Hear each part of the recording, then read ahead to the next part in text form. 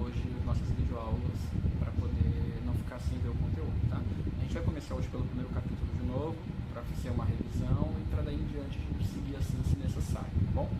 Então a gente vai lá para a página 274 para começar vendo logo de cara o que é modernidade, tá? Então modernidade vem de uma palavra do latim, que é uma língua que a gente nem fala mais, que ela dá um sentido de recente. O papel dessa palavra é criar uma ruptura, né? Um corte na linha da história. Então, tudo que aconteceu até esse momento fica no passado, porque agora, a partir desse momento, a gente está vendo um período recente, um período moderno. Hoje a gente usa a palavra moderno com outros significados, né? A gente usa moderno para tudo aquilo que é inovador, que é criativo, que é diferente. Por exemplo, uma aula online, até esses dias pra gente era algo diferente, é impensado, ninguém pensou nisso. Hoje é uma coisa moderna, porque a gente está nessa nova realidade.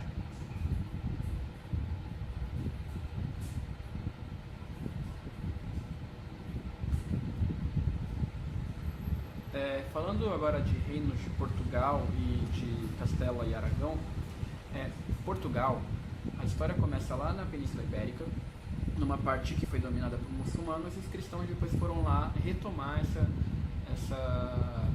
território. Tá? A partir de 1125, o Dom Afonso Henriques ele deu início a todo esse processo de reconquista e mais tarde da formação do que a gente entende como Estado moderno ou como país, né? Popularmente falando, nos dias de hoje. Então, o primeiro Estado da Europa foi Portugal. O primeiro Estado moderno da Europa foi Portugal. Depois a gente também tem Castela e Aragão, né? Com o casamento da Isabel I e do Fernando II, a gente teve uma unificação desses dois territórios, e a gente tem aí o começo do território da Espanha. Então tudo começou ali na Europa, como a gente conhece hoje, tudo começou por Portugal e depois Espanha. Falando de ordem econômica, gente, a Idade Média ela é marcada pelo crescimento econômico, pela necessidade de especiarias, né? Uma das coisas mais comuns nessa época era a necessidade de temperos, de conservantes, de medicamentos, tá? Então, eles viram a necessidade aí, tanto Portugal quanto Espanha, de ir até a Índia, normalmente, para poder ter acesso a esses temperos, esses medicamentos que não eram encontrados em Portugal. E para ficar mais seguro, mais rápido, mais fácil, eles optaram em dar a volta desde lá do cantinho da Europa até a Índia e depois voltar com esses navios carregados até lá. Isso estou falando de Portugal, tá? Essas navegações elas eram bem extensas, né? Não eram locais para pesca. Então elas recebem o nome de grandes navegações, tá? A finalidade era criar uma rota, um caminho padrão para que eles conseguissem ir até a Índia e poder buscar tudo aquilo que eles queriam economicamente atrativos, né? Então, essas grandes navegações elas também trouxeram uma necessidade de expansão marítima. Eles começaram a sair dali da Península Ibérica e começaram a procurar outros lugares para ir, seja para catequizar pessoas, porque eles eram bastante católicos, seja para dominar áreas ou para buscar recursos financeiros, né? O pioneirismo aí começa com Portugal também, né? Então eles foram lá para a Ilha de Celta, Ilha de Madeira, Açores, tá? E assim eles foram aos poucos chegando cada vez mais na ponta da África, que era onde eles estavam conseguindo chegar a primeiro momento, tá? Já os espanhóis não, eles não foram para aquele caminho da África, eles acabaram indo para o outro lado, e assim Colombo acabou descobrindo, que a gente vai falar sobre isso mais tarde, mas que descobrindo a América aqui, na verdade a América lá para cima, tá bom? Então Cristóvão Colombo, também na tentativa de ir para a Índia, acabou descobrindo a América lá em cima em 1492. Entendam uma coisa, nesse período Portugal estava indo lá para a Índia, dando a volta na África e voltando.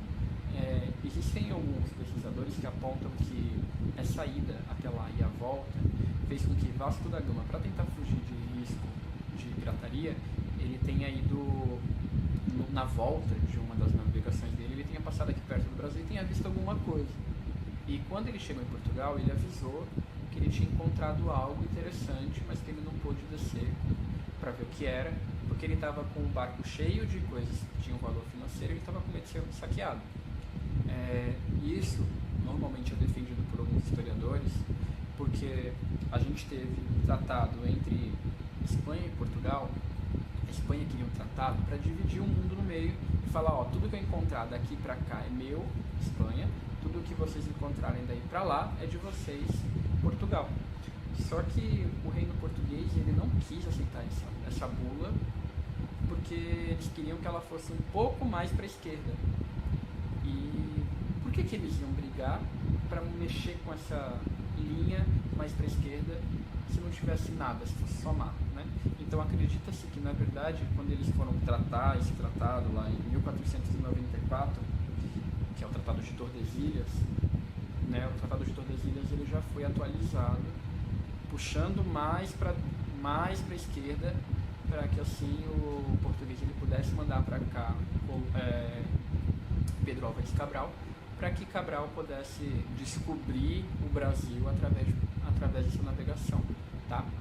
Eu volto naquilo, no descobrir, porque toda vez que eu falar descobrir, eu estou falando da visão do europeu em relação aqui ao americano ou ao brasileiro, tá bom? Mas como a gente é brasileiro, a gente não é legal que a gente use o termo descobrir, porque na nossa visão, a gente foi colonizado, a gente como brasileiro. Então o indígena estava aqui e ele representava a gente, e um dia chegou o português aqui, para ele aquilo era novidade, mas para o indígena era o lugar dele, então não é descoberta, tá? Já tinha alguém aqui, não se acha algo que não foi perdido, tá bom?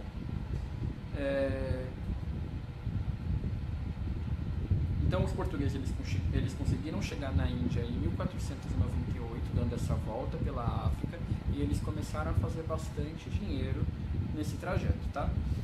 A gente tem aí Vasco da Gama como o precursor de tudo isso, né? Essa chegada até a Índia e o retorno. E depois a gente tem a vinda de Pedro Álvares Cabral aqui para o Brasil, né?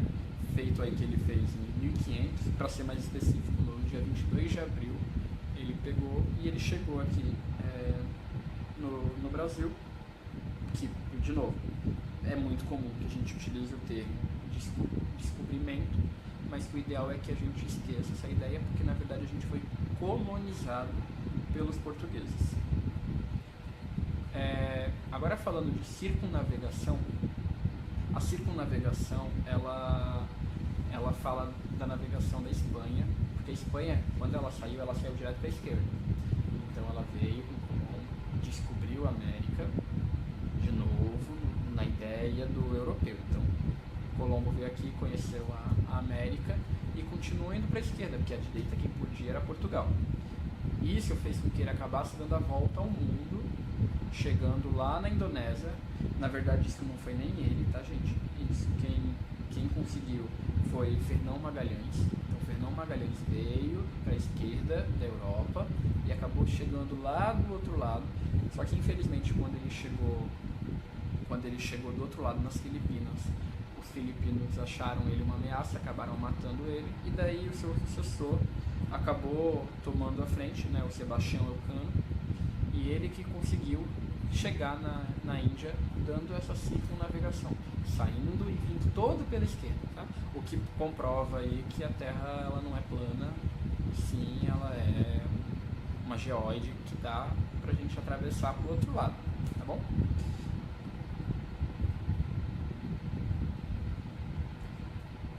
Vou parar por aqui. A gente foi até a página 283 de revisão, tá? Então até a página 283 está explicado para que vocês sejam capazes de responder os exercícios da apostila. Na semana que vem, espero que tudo já esteja resolvido, mas se não, a gente volta com mais uma videoaula e a gente continua o conteúdo exatamente daqui, tá bom? Então, gente, ó, aproveita para estudar, para completar a apostila, para ficar com a família, estudem e lavem as mãos, tá? Mantenham a segurança e lavem as mãos. Tchau, gente!